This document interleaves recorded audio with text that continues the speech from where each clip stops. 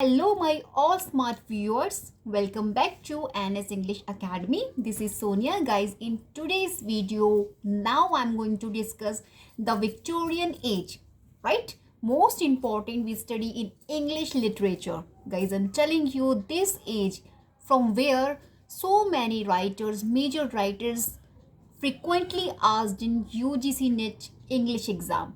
So if you really want to get or qualify your JRF, then you will have to complete and crystal knowledge regarding the Victorian age, right? Because as I told in many videos of mine कि जो age होती है we study in literature plays important role to understand writer spatially, right? If you really want to understand Victorian writers, then must you will have to go through towards the Victorian age. So आज की video में हम लोग important historical background, important changes that happen in this age, and major writer of course, and their major 5 works at least I will discuss with their explanation and publication year, and I'll give you complete strategy to make notes also. As well, we will discuss at the last of my video question based of this Victorian age. So stay tuned with me till the end of my video, and guys please don't skip while watching, because if you skip करते हैं अगर आप, then you guys missed important points. And guys, I'm just telling you, if you are new to my channel, do subscribe this channel, because so many important and PYQ series I am going to upload on this channel as well. If you like the way I discuss, please hit the like button, because it gives me positivity so that I suggest so many content for you all, right? So without having much time, let's start Victorian age. So first I would like to tell you what is Victorian age. So basically guys, ये जो Victorian literature है वो deeply connected to the social realities of the time. जो उस समय की social realities थी उसको कहीं ना कहीं एक्सप्लोर कर रहा है आपका द विक्टोरियन एज. और हमको कैसे पता लगता है उस टाइम की सोशल जो रियलिटीज़ थी? Of course the major writers writings वो हमें बताती हैं the clarity towards the time of जो उस समय का ड्यूरिंग टाइम जो आपका उस समय हो रहा था, वट एवर चेंजेस आ रहे थे. तो राइटिंग्स विद द राइटिंग्स के थ्रू हमें पता लगता है कि what exactly happening at that time, right? So ये जो आपका एज है विक्टोरियन एज, तो बेसिकली ये विक्टोरियन एज सोशल रियलिटीज़ को बताता है उस समय की.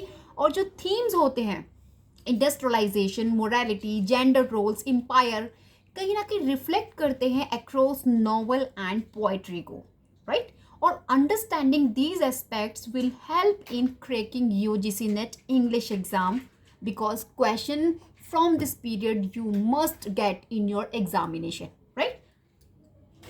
So guys, let's discuss historical background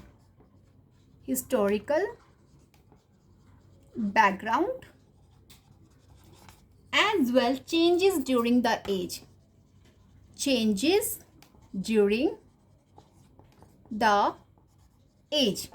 right? तो जो इंडस्ट्रियल रेवोल्यूशन हो रहा था आपका इस समय इंग्लैंड में, इंडस्ट्रीज इतना तेजी से इन्हेंसमेंट हो रहा था जिससे अर्बनाइजेशन, टेक्नोलॉजिकल एडवांसमेंट्स होने लगे, right? So this is the first historical event. And social reforms, laws आने लगे जैसे factory act. UGC NET already asked this question 1933, right? Not 1833, right? And 10 hours act आने लगा. 10 आवर्स एक्ट जो आपका 1847 में आए. तो दीज एक्ट्स कहीं ना कहीं सोशल रिफॉर्म्स में ये एड ऑन होते हैं. इससे क्या हो रहा था, जो वर्किंग कंडीशंस हो रही थी उसके अंदर कहीं ना कहीं डेवलपमेंट देखने को मिल रहा था, क्योंकि जब फैक्ट्री एक्ट आ गया एंड 10 आवर्स कहीं ना कहीं सेट कर दिए फॉर जो लेबर क्लास होती है उनके लिए. तो अभी क्या हो रहा था, जो कहीं ना कहीं जो लेबर क्लास थी बहुत ज़्यादा अर्बनाइजेशन की तरफ क्यूरियस हो रही थी जाने के लिए during this period. And rise of the British empire, और कहीं ना कहीं राइज होना ब्रिटिश एम्पायर का. बेसिकली जो ब्रिटेन है दुनिया की सबसे बड़ी कॉलोनियल पावर बन गया था. During Victorian age Britain became the biggest colonial power of the world. During Victorian age, right. I am just talking about as well scientific progress आपको देखने मिला था. Scientific progress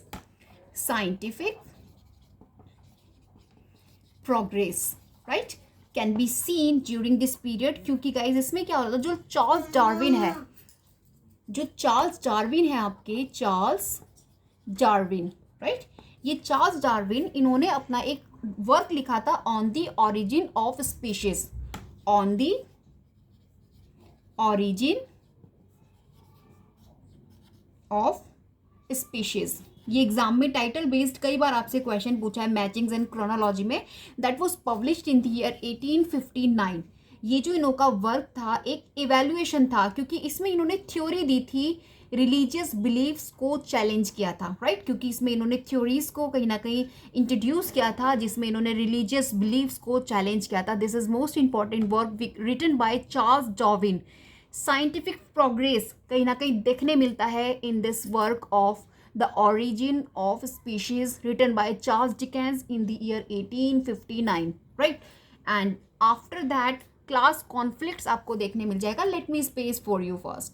so guys during Victorian age class conflicts होने लगा. Class conflicts इसमें basically क्या हो रहा था, जो एरिस्टोक्रेसी, राइट, एरिस्टोक्रेसी और आपका जो मिडिल क्लास है, middle class as well working class, इन सब के बीच में कॉन्फ्लिक्ट्स गोइंग ऑन होने लगा था, राइट. आप बोल सकते हो conflicts going on among aristocracy, middle class and working class during the Victorian age, right. So ये भी एक मेजर इवेंट और you guys can say changes देखने मिले थे इन विक्टोरियन एज में. एंड गाइज विमेन्स क्वेश्चंस अभी क्या हो गया था विक्टोरियन एज में, इस समय जो विमेन्स के राइट थे, उनकी एजुकेशन और उनका जो सफरेज था, उसको लेकर डिबेट्स होनी स्टार्ट हो गई थी. Now they going to debate on the rights of women, उनकी एजुकेशन को लेकर. तो यहाँ पे क्वेश्चंस रेज होने लगे, right. So these are the changes. As well rise of periodicals and journalism, rise of periodicals and journalism, right. तो ये कहीं ना कहीं इंपॉर्टेंट रोल प्ले कर रहे थे to give importance towards the women's rights and education को लेके. तो पीरियोडिकल्स आने लगे, जर्नलिज्म आने लगे on the topics of women's rights and education को लेकर. So these are the right जो न्यूज़पेपर और मैगजीन थे, जैसे स्पेक्टेटर हो गया, द कॉर्नहिल मैगजीन हो गया, बहुत ज़्यादा पॉपुलर हो रहे थे, राइट. सो इन और आपको याद क्या रखना है, इंपॉर्टेंट क्या है आपको याद रखने के लिए, कि विक्टोरियन सोसाइटी जो थी बहुत ज़्यादा मॉरलिस्टिक थी, राइट. इसमें ड्यूटी, डिकोरम, प्रॉपर्टी को बहुत ज़्यादा इंपॉर्टेंस दिया जाने लगा था. और रियलिज्म कहीं ना कहीं डोमिनेट हो रहा था, लिटरेरी फॉर्म बन चुका था.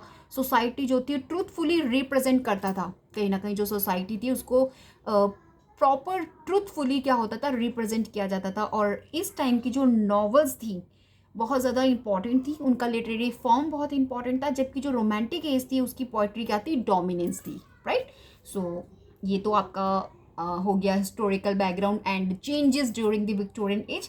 Now let's discuss major writers and their key works. So please stay with me because I'm just going to give you chronology of major writers' work that have been frequently asked.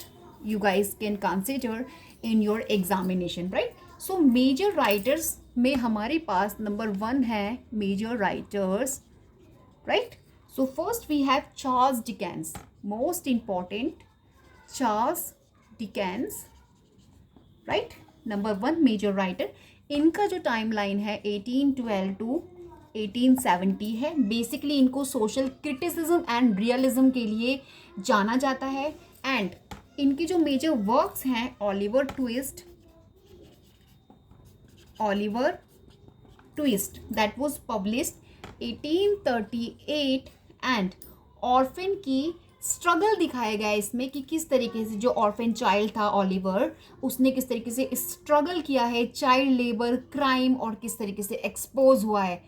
Everything, right. और ये एक तरह की building Roman भी है, क्योंकि type of novel है, क्योंकि यहाँ पे कहीं ना कहीं इसमें प्रोटैगनिस्ट की ग्रोथ दिखाई गई है from the childhood to adulthood, right, as I mention in my previous video.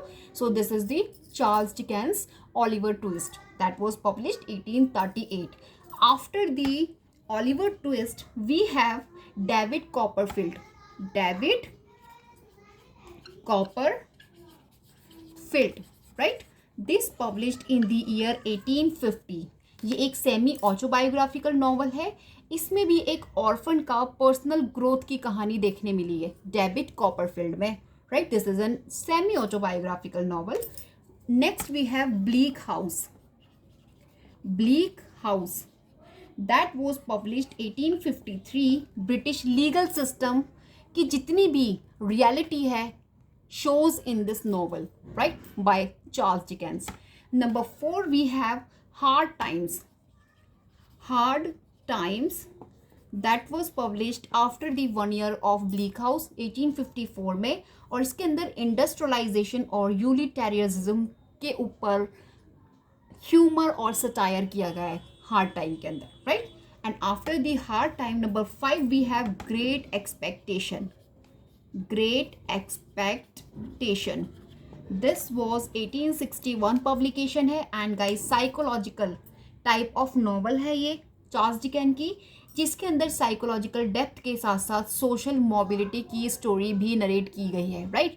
सो ये तो आपके मेजर राइटर्स में चार्ल्स डिकेंस हो गए. After the Charles Dickens we have Bronte sister, right. So first I would like to tell you in Bronte sister में Charlotte Bronte, जो कि most important है इन विक्टोरियन एज में. So guys, after the Charles Dickens, we have Charlotte Bronte. Let me change my marker. Charlotte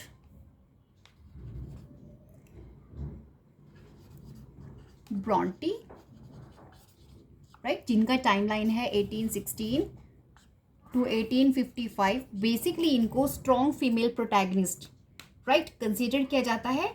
और इनका जो first जो novel है, मेजर नॉवल है, Jane Eyre. Jane Eyre that was published 1847. Basically इसमें एक orphan girl दिखाया गया है, उसकी इंडिपेंडेंस और उसके लव की कहानी है. इसमें मोस्ट इंपॉर्टेंट है समरी बेस्ड, कैरेक्टर बेस्ड. आपसे यहाँ से क्वेश्चंस पूछा जा चुका है एग्जाम में already. They have been asked question from this particular novel Jane Eyre written by Charlotte Bronte, published in the year 1847, right. और बर्था मैसन का जो कैरेक्टर है यहीं से आपका इंट्रोड्यूस हो रहा है. Remember this question also have been asked in UGC NET in previous exams of, right. Next question और next work we have Shirley. Shirley that was published 1849. ये इनका इंडस्ट्रियल रेवोल्यूशन का विमेन पर इम्पैक्ट क्या पड़ा है उसके बारे में ये नॉवल है इनकी, Shirley, right. Next we have Villette. Remember the title, I am just going to tell you because title से क्वेश्चंस आपको एग्जाम में मैचिंग और क्रोनोलॉजी के फॉर्म में मिल जाता है. That was published 1853. Villette that was based on loneliness और आइडेंटिटी के साइकोलॉजिकल एस्पेक्ट्स को इसमें बहुत अच्छे से दिखाया गया है, written by Charlotte Bronte, right. Number 4 we have the professor. The professor title based already have been asked. This particular work written by Charlotte Bronte that was published in the year 1857. ये इनका posthumous novel है. Autobiographical elements इसमें आपको देखने मिल जाएंगे, right. And after this we have Emma. Emma is written by Charlotte Bronte and this is unfinished. ये इनका अनफिनिश्ड वर्क है, यहाँ से भी क्वेश्चन एग्जामिनर पूछ चुके हैं. एंड ये इनका एक अनफिनिश्ड नॉवल है. That's it guys. After the Charlotte Bronte we have Thomas Hardy. Most important, we study in Victorian age novelist Thomas Hardy. Number 3rd, right? Let's discuss Thomas Hardy, right. Basically इनका जो timeline है 1840 to 1928 है. Fat और pessimism पर based होते हैं इनके works. First we have Far from the Madding Crowd. Far from the Madding crowd, right. जो इम्पॉर्टेंट नॉवेल्स हैं मैं वही आपको यहाँ पे मेंशन कर रही हूँ। 1874 में पब्लिश हुआ है। ये एक स्ट्रॉन्ग फीमेल कैरेक्टर की बेसिकली स्टोरी है।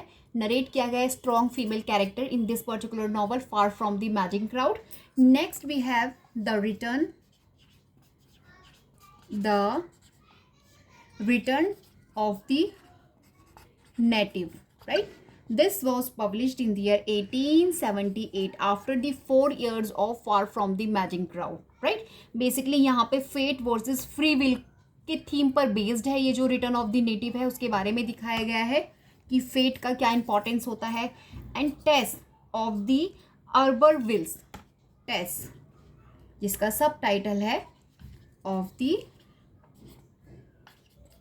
Harbour Wills, right. यहाँ पे डी भी आएगा। अर्बर विल्स ये इनका 1891 में पब्लिश हुआ है। मोस्ट इंपॉर्टेंट ट्रेजेडी है जिसके अंदर जेंडर इनइक्वालिटी को एक्सप्लोर किया गया है। एज वेल एक विमेन की स्टोरी है जिसका नाम टेस है। उनकी साथ जो ट्रेजेडी हुई है उनकी पूरी लाइफ के बारे में इस पर्टिकुलर नॉवल के अंदर बताया गया। बहुत ही अच्छी है। और if you really want to understand the summary of this particular novel then go and watch Bollywood movie Prem Granth, Shashi Kapoor और माधुरी दीक्षित की मूवी है। सेम सीक्वल है आपका टेस का, उसको आप एक बार देख लीजिएगा। You complete know the summary of Tess, right. थोड़ा बहुत चेंजेस, माइनर चेंजेस तो आपको बेसिकली मिलता है, अदरवाइज कंप्लीट स्टोरी बेस्ड है आपकी टेस पर, राइट। जाके देख लीजिएगा, इवन टुडे ही देख लीजिएगा, right. And after the Tess Jude the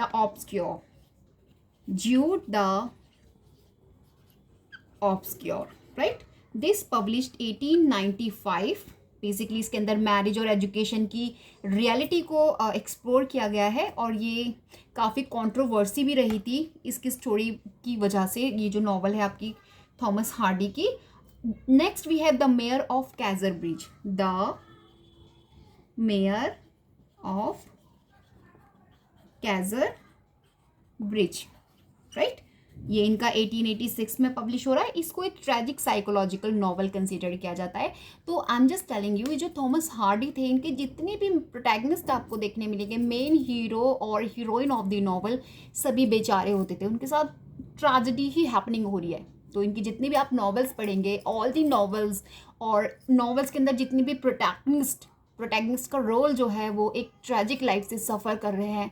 these are the main things you will find out in the Thomas Hardy.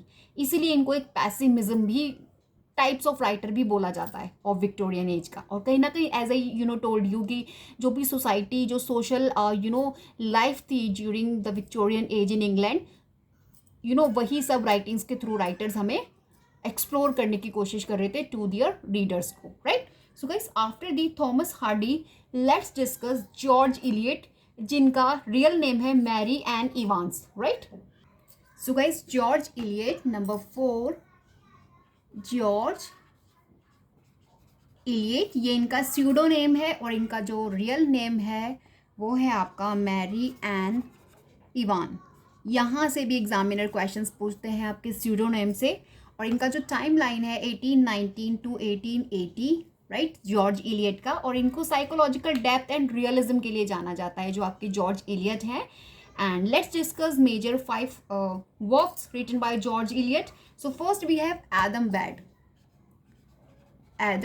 Bed, या इनका 1859 में पब्लिश हुआ है। रूरल इंग्लैंड और उसकी मोरालिटी को यहाँ पे बेसिकली इस वर्क के अंदर मेंशन किया है एडम बेड में। This is the first work written by George Eliot. Number 2 guys we have the mill on the floss, the mill on the floss. This was published 1860 और इसके अंदर childhood और societal expectation की story इसके अंदर दिखाई गई है। After the mill on the floors, next we have Silas Marner, right? This published in the year 1861. इसमें रिडेप्शन की स्टोरी नरेट की गई है। रिडेप्शन मीन्स होता है मोक्ष, तो वही स्टोरी इसके अंदर मेंशन की गई है, written by George Eliot. And after we have Middlemarch, most important that we study in our masters also. Middlemarch जिसको ड्यूरिंग 1871 टू 72 में लिखा गया था और इसको ग्रेटेस्ट विक्टोरियन नॉवल पॉलिटिकल और सोशल इश्यूज पर बेस्ड कंसीडर किया जाता है. Okay, and after that number 5 we have Daniel Deronda, right. This was published 1876. और गाइज ये जो है एक ज्यूइश आइडेंटिटी और मॉडर्निस्ट थीम पर बेस्ड है. तो गाइज जितनी भी major novels I have discuss in this video of mine, particular आपके मेजर राइटर्स की, these all novel has been asked in examination, in previous examination of UGC net and set, जो state level के आपके set के exams होते हैं literature के, वहाँ पे मैचिंग्स में, क्रोनोलॉजी में and summary based already examiner इन सभी नॉवल से आपको क्वेश्चन पूछ चुका है. So now you guys can estimate की how importance of the Victorian age and its major writers in your examination, right? So upcoming जो आपका एग्जाम जून में होने वाला है, I am telling you 100% surety from this video of mine you will get 10 और 15 questions, right? क्योंकि यही जो मेजर नॉवेल्स है इन्हीं को अगैन एंड अगैन रिपीट किया जाता है after 6 months. So please, if you have analyzed once your PYQs, then you easily come to know what exactly I'm just trying to say now, right? So let's, after George Eliot, discuss about the Robert Browning, the famous novelist who knows for his dramatic monologue, right? So guys, Robert Browning, number 5th major writer, Robert Browning, right? Knows for his dramatic monologues के लिए इनको जाना जाता है, dramatic monologue, right? और अगर मैं इनकी टाइमलाइन की बात करूँ, then 1812 to 1889, this is the timeline. और ड्रामेटिक मोनोलॉग के लिए हम इन्हें जानते हैं. Let's discuss first dramatic monologue written by Robert Browning, my last duchess. My last duchess, that was एक जेलस ड्यूक इसके अंदर दिखाया गया है, जो कहीं ना कहीं एक अपनी ऐसी मेंटल कंडीशन में है जहाँ वो जितना भी अपना फ्रस्ट्रेशन है towards his wife, his dead wife, he discuss to silent speaker से यहाँ पे डिस्कस किया जा रहा है बेसिकली, जिसे हम ड्रामेटिक मोनोलॉग का ही टेक्निक बोलते हैं, right? So my last duchess. Okay, after the last duchess, man and women, that was published 1855. Relationship complexities यहाँ पे आपको देखने मिलेगी, written by Robert Browning. And after that we have The Ring and the Book. The Ring and the Book. If you really want to clear your Victorian age, तो जितने भी मैं आपको नॉवेल्स यहाँ पे बता रही हूँ उनका आपको लिटिल बिट समरी अंडरस्टूड करना है एग्जाम पर्सपेक्टिव, राइट? सो ये नेक्स्ट जो इनका the ring and the book basically 1868 to 1869, right? 69 के ड्यूरिंग लिखा है और इसको साइकोलॉजिकल नॉवल किया जाता है कंसीडर, और वर्ड्स में इसको लिखा गया है, राइट? वर्ड्स में लिखी गई है ये. And after that we have dramatic romances and lyrics. Number 4, dramatic lyric,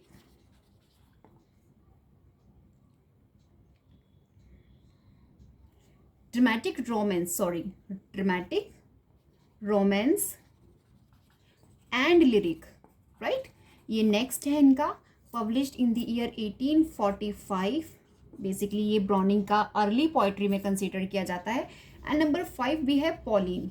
ये भी टाइटल बेस्ड आपसे एग्जाम में पूछा जा चुका है. 1833 ह्यूमन कॉन्शियसनेस के को एक्सप्लोर किया गया है from this particular work of Robert Browning, right? तो ये तो रॉबर्ट ब्राउनिंग के मेजर आपके वर्क्स हो गए जिसे हम फेमसली जानते हैं ड्रामेटिक मोनोलॉग के लिए. After the Robert Browning, in Victorian age, we study Alfred Lord Tennyson. Most important, nationalism and mythology के लिए based known है आपके A.L. Tennyson. Let's discuss their major works. So guys, number 6 we have Alfred Lord Tennyson, right? इनका जो time line है 1809 to 1892 है, और as I told you nationalism और मैथोलॉजी के लिए इनको जाना जाता है. Let's discuss their work. In memoriam that was published 1850 और ये बेसिकली लिखा गया था AHH की डेथ पर। एक ये एलिगी है, मीन्स होता है शोक गीत टू अ फ्रेंड। देखो इनको आपको डिटेल में पढ़ना है, राइट, इन मेमोरियम जितने भी फैक्ट्स हैं बेसिकली क्या है ये, तो everything you will have to understand for exam point of view, क्योंकि यहाँ से आपको क्वेश्चंस बनते हैं, right. And next we have the charge of the light bridge. The charge of the light brigade, right. ये बेसिकली 1854 में publish हो रहा है एंड ये इनका एक वार हेरोइज्म है, ओके, पर बेस्ड है। And next we have number 3 idylls of the king, ये basically 1859 to 85 during Arthurian legends है ये, राइट, अर्दरियन legends है ये during 1859 to 85. And after that we have number 4 the Lady of Shalott, the Lady of Shalott। आपको detail में study करनी है इन सभी जितने भी टाइटल मैं आपको यहाँ पे लिखवा रही हूँ। ये इनका 1833 है, मेडिवल रोमांस पर बेस्ड है। और आफ्टर दैट यूलिसिस, एक तो आपका जेम्स जॉयस ने लिखा है and one is written by Alfred Lord Tennyson, इन्होंने 1842 में लिखा है। और 1922 में जो यूलिसिस आपका आया है वो जेम्स जॉयस ने लिखा है, ओके। ये भी इनकी हीरोइज्म की स्टोरी है, right. After guys discussing 6 number of major writers, now I am going to give you importance और important points of remember for UGC NET English exam के लिए। तो आपको ये चीज़ें ध्यान में रखनी है कि जो विक्टोरियन लिटरेचर था basically realism and social criticism के थीम पर बेस्ड था, राइट। तो इस तरीके की जो रियलिज्म और सोशल क्रिटिसिज्म किया जाता था राइटिंग्स में मेजर राइटर्स के थ्रू। और इस टाइम इस पीरियड की जो नॉवेल्स थी कहीं ना कहीं डोमिनेंट लिटरेरी फॉर्म में, राइट, पोएट्री को कंपैरिजन देती थी। एज वेल जो वुमेन राइटर्स थी जैसे ब्रॉन्टी सिस्टर्स हो गई, जॉर्ज इलियट हो गई, ये लोग डेवलप हो रही थी during this Victorian age, okay. And dramatic monologue बहुत ज़्यादा फेमस हो गए थे एंड आपका कंट्रीब्यूशन रहा है, बेस्ट कंट्रीब्यूशन रहा है आपका रॉबर्ट ब्राउनिंग का, of course, for dramatic monologue के लिए। एंड लिटरेचर जो था इस पीरियड में इंडस्ट्रियलाइजेशन, क्लास स्ट्रगल और मोरालिटी को रिफ्लेक्ट कर रहा था, right. So these are the things you will have to make clear for exam point of view. Guys now I am going to discuss questions that can be asked in UGC NET from this age, right. So first question, Victorian age जो dramatic monologue है, basically dramatic monologue के लिए किस writer को during the Victorian age we known? So answer we have Robert Browning, right. A poor woman faithfully presented, इस novel का subtitle क्या है? सो बेसिकली ये जितने भी questions already have been asked in UGC NET और other literature exams, तो वही मैं आपके साथ डिस्कस कर रही हूँ। तो ये प्योर फिल्म जो एक प्योर वुमन फेथफुली प्रेजेंट किस में की गई है? तो जो आंसर है वो टेस है, जो आपकी थॉमस हार्डी ने नॉवल लिखी थी एक टेस 1981 में, राइट। और 1891 में देख लीजिएगा, 1891 है और 1981 है इसका जो पब्लिकेशन ईयर है टेस का। तो बेसिकली जो टेस इनकी नॉवल है, जो मैंने आपको एग्जांपल दिया था कि प्रेम ग्रंथ आप देख लीजिएगा, उसी का सीक्वल है। तो इसमें बेसिकली अ प्योर वुमन का फेथफुलनेस दिखाया गया है as a subtitle of the novel, right. Middlemarch किसने लिखा है, right. Identity the work that does not belong to Charles Dickens. तो इस तरीके से क्वेश्चंस आपको बनते हैं फ्रॉम दिस एज पर्टिकुलर। और टेनिसन ने कौन कौन सी पोएम्स लिखी हैं, they will ask just select the poems written by Tennyson. तो यहाँ से, क्योंकि जो आपके टेनिसन है बेसिकली ये पोएम्स के लिए जाने जाते हैं, पोइट्री सेक्शन से इन्होंने बहुत अच्छे से आप बोल सकते कॉन्ट्रीब्यूट किया है लिटरेचर में इन्होंने। तो यहाँ से आपको चीज़ें देखने मिलेंगी from the Victorian age. Hope guys the things I discuss in today's video आपके लिए वर्थ हो and will help you in your examination, but you will have to study dedication. With the dedication if you study, so definitely you will qualify your upcoming exam UGC NET. Whatever the things I am just mentioning in this video, और मैं आपको बोलती हूँ उसको detail में study कीजिए, उसको please ignore मत कीजिएगा, क्योंकि with the lot of experience I am just going to mention in this video after analyze questions of the 10 year or 12 years of PYQs from this particular examination, तब मैं आप लोगों के लिए सजेस्ट करती हूँ। सो प्लीज़ ट्रस्ट कीजिए और फॉलो कीजिए. You will definitely qualify your exam, right? Till then, bye bye. We will meet in next video with another topic. And do subscribe my channel, please, if you really think this is the what channel for you, because I really work for, to make you clear regarding your examination and information. I'm just going to give you on the daily basis with the help of my YouTube channel, NS English Academy, where I upload daily videos, like, right? So bye bye. We will meet in next.